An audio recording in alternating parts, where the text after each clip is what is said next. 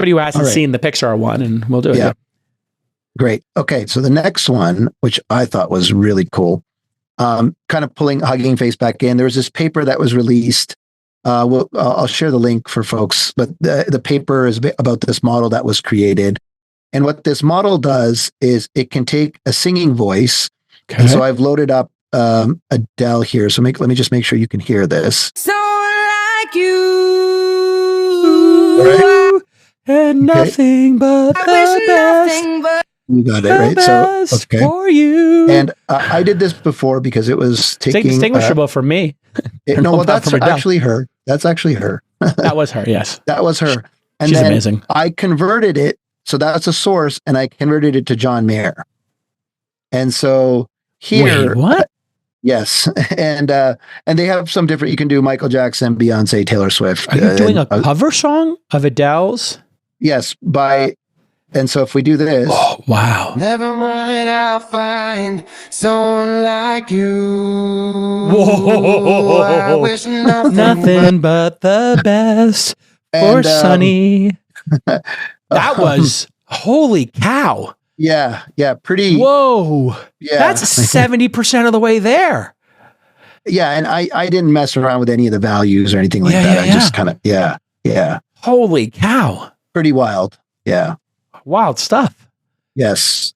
That was John Mayer. If you heard that and you weren't paying attention during like an AI demo, I think if we just played that with John Mayer and we made a John Mayer with the Pika and we matched this to the Pika and we put it on TikTok, I think some percentage of the audience would be fooled that was John Mayer doing a cover. I think so too. I take that. Yeah. Whoa. Yeah, I think, Did you have anybody else's voices? And how did you get John? Does this software have Adele and John Mayer in there? Or did you give it in a John Mayer track to do that?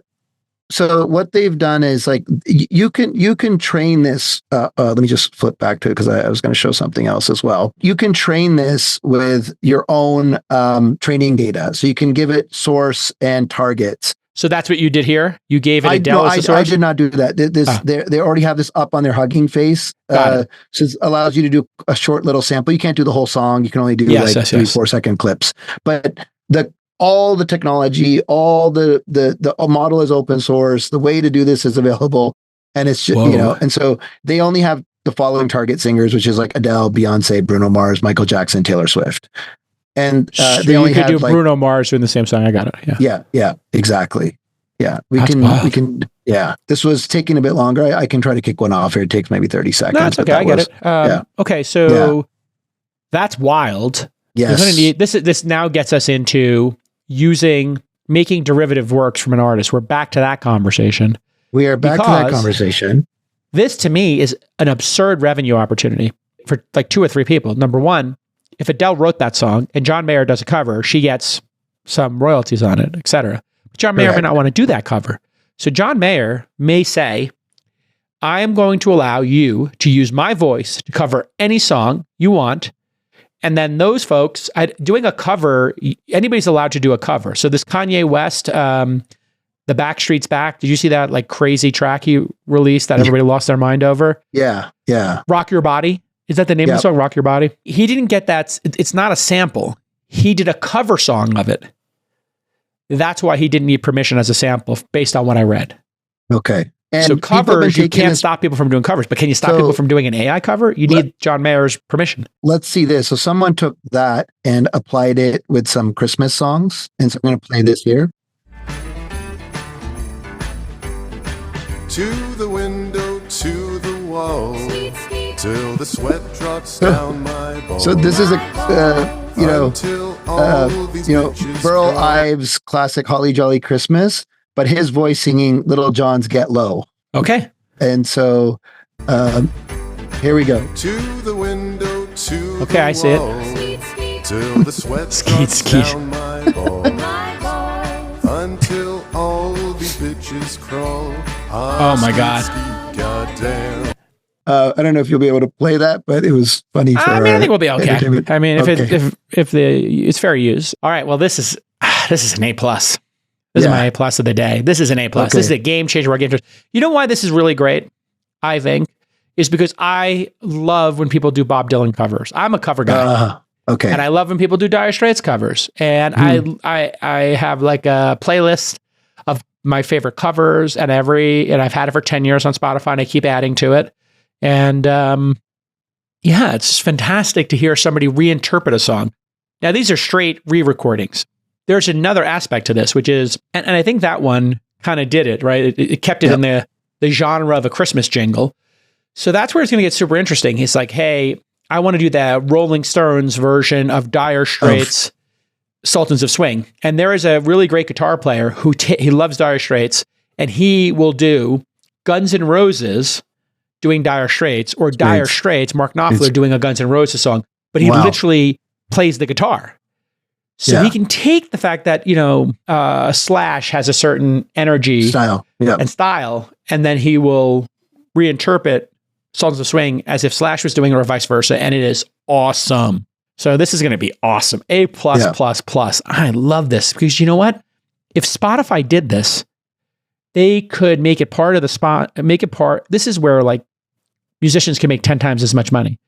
You could charge an extra fee to do this. But you could now, instead of always listening to it, you could imagine the endless amount of creations you could take, right? Sultans of Swing by Bruce Springsteen, by, or Thunder Road by Dire Straits. Right. Yes. And in fact, what's really interesting about the example you just did is Bruce Springsteen and Dire Straits were coming up at the same time. There was a fabulous Dire Straits song called Thunder Road. There's a called Telegraph Road. It's a Bruce Springsteen song called Thunder Road, and Jungle Land, epic rock 10-minute songs, with incredible bridges and breaks and breakdowns. And just do yourself a favor. Go listen to Thunder Road and Jungle Land by Bruce, and then go listen to Telegraph Road, which is one of the greatest rock epic songs ever written. And just you listen to Telegraph Road, you can see the influence. And as I backed into this, I just typed in Bruce Springsteen and Dire Straits and Mark Knopfler, and I found the connective tissue, where in some interview, Mark Knopfler had said he had heard somebody had introduced him to Bruce Springsteen in 78 or whatever, and these guys were both coming up. And he said, I want to write a song that's epic like that song. And he wrote his own epic song, like Thunder Road or like Jungle Land. And then I emailed that to Preet Bharara, who does Stay Tuned with Preet, a great podcast. He's a crazy Bruce Springsteen fan. Because I talked to him about Dire Straits, and I was like, do you know the connection? He didn't know the connection. Wow. And so now you have the actual connections, but you can make your own.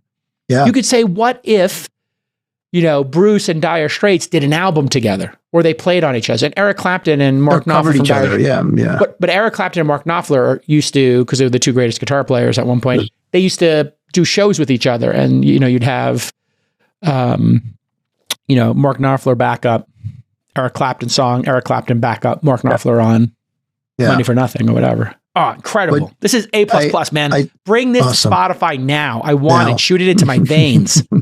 Right. That's it. It's pretty great. There's I sent you a funny link earlier, J. Cal, on the backstory for Money for Nothing. Do you know the backstory? So, well, no, I know the backstory. Mark Knopfler. Oh, I didn't know it. I just learned the backstory. Mark Knopfler was in New York, and he was at an appliance place, and these two guys were, if you picture an appliance store in the 80s, watching MTV. So when you went to these appliance stores, they would just put MTV on every single screen. So you have 100 TVs. And they were just like, look at these yo-yo. Play the guitar on the MTV. That's the way to do it. Money. That's the way you do it. Money for nothing. Chicks for free. And there were some other choice words in there. Yes, correct. Because he used a certain slur word. He wrote it. Yeah, he wrote it down. He literally wrote it down. And then, did you say that Roblox was inspired by the animation from that video? Well, no, I was, I don't know if they said that, but like when you go back and watch the video, it is Roblox. It is Roblox. So it's... Yes, Roblox and Minecraft both went back to that pixelation and kind of did lo-fi for their products. Yeah. Amazing. A++. This is the best one of the day for me. Okay, what's your grade, Sonny? What's your grade? Mine's A++. Plus. Yeah, like I said, these models are my first one ever. These are A+, and I want to see them inside products because right now, enthusiasts are taking them and posting them on X and other places. And I want this to be integrated in. I want the artists to be able to make money from it as well on both sides. Someone needs to make that happen. This literally would make me use Spotify twice as much. Well done. This is the future. Yeah. And respecting copyright is so important to me. And I think anybody who appreciates art, I know some technologists don't seem to care. And they think it's silly to protect people's IP. Guess what? Those people are going to lose. The IP lobby is very strong here in the United States. And so with this model, do the right thing. John Mayer should have complete control over his catalog and, him doing cover songs. And if he wants to do, the way he wants to do it is release one a day, one a year, one a month, whatever. And then if somebody else, Adele says, go for it, use me on any song, I don't care. Or Grimes says, write your own song and split the royalties with me. These things are easily accomplished with software and technology. So I call BS on all of the nonsense. You probably heard my argument with Freeberg, where he's like, "Oh, you don't get it. Like this is just giving you access to real time news." I know that. Like the training models, and the guy's bullying me on this week on All In. The pod, like, you don't get it. Like I kind of do get it. Those guys don't get it. Those guys don't respect copyright because they're not artists and they don't produce like art in the world, so they just don't care. Like most technologists. And I think technologists have to really think about it. Art, and then legal intersect. And look, we've seen this before, right? With music and where we are now. And I think the good news is there's good platforms like Spotify who are already connected to and paying artists, and they can make this all right for everyone. What was your grade? I'm an A+ on that. I think perfect. I just want to see it, well done. First A++ for me. Yeah. First, and another A+ for you. Last one, Sonny. Last one. Okay.